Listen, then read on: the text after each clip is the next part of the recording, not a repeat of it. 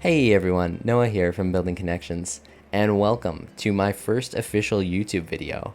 Now, I have been threatening to make YouTube content for quite some time now, but I just never got around to it. However, after meeting just so many amazing YouTubers at Brickworld Chicago this year, I just decided to throw my hat in the ring and just see what I could come up with for some YouTube content.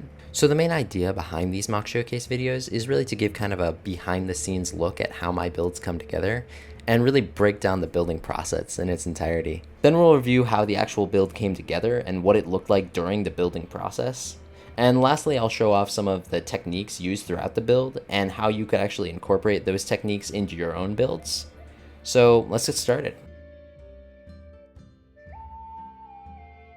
So the main idea behind this build was to really push the limits of what I could accomplish while using this particular style of rock work. Now, I'm not entirely sure who pioneered this way of making rock work, but I've seen quite a few different people try their hand at it, and the builds they made definitely heavily inspired this creation. Here's a sampling of some of the mocks that especially played a role in inspiring this build. Links to all these builds will be in the description, and I highly recommend you go check them out for yourself. Every single one of them is absolutely phenomenal. As for the pirate theme of this build, that came about mainly because I wanted to add a lot of very lush greenery, and as it progressed, it really started to resemble a sort of Caribbean coastline, so I just decided to lean into that.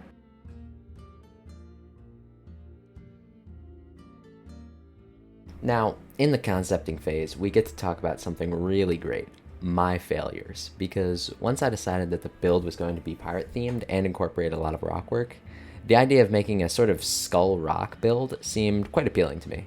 So of course, I built the mouth of the skull and started working my way up the face. However, I soon realized that making facial features like a nose and eyes in this particular style was going to be very challenging. I gave it a few good tries, but at the end of the day, I decided to turn the mouth of the skull into a cave and just finish off the top of the rock work by adding some foliage. But I didn't really want to leave the top of the island totally vacant, so I threw around the idea of adding a kind of fort/lighthouse on the top of the rocks. This would be reminiscent of the forts in LEGO's original 90s Pirates line.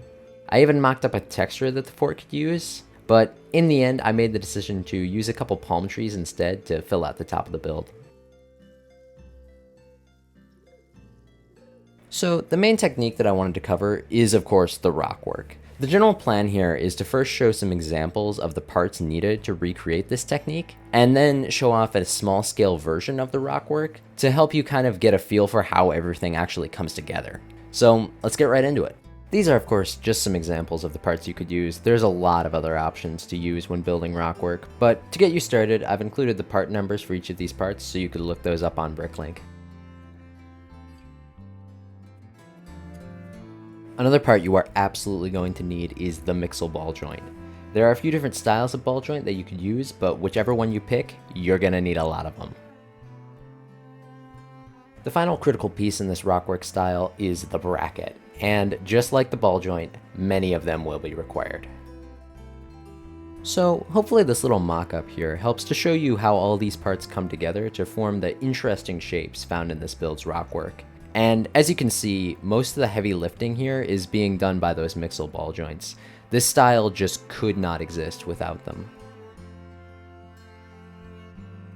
Now, one other technique that I wanted to break down is this kind of nice design for a flowering shrub that I came up with. I used a few of these throughout the top section, and they really help to achieve the lush, coastal, jungle aesthetic that I was looking for. And since it's a pretty simple design, I'll just give a quick tutorial on this build. The two major components of this shrub are those relatively new fern elements and the pink crown-shaped flowers. The flowers can be very easily sourced through the Creator Cherry Blossom set, an absolute must-have for any mock builder. It is an amazing parts pack. As for the ferns, those can be relatively easily purchased through Bricklink, and to help you out with that, I'll put up the part numbers for both the flowers and the ferns on screen.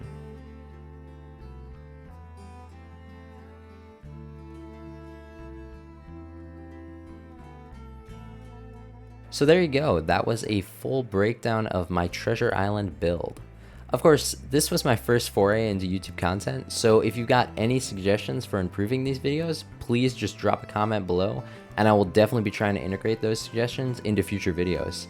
And I will hopefully be back pretty soon with another build to showcase and break down. So I will see you then.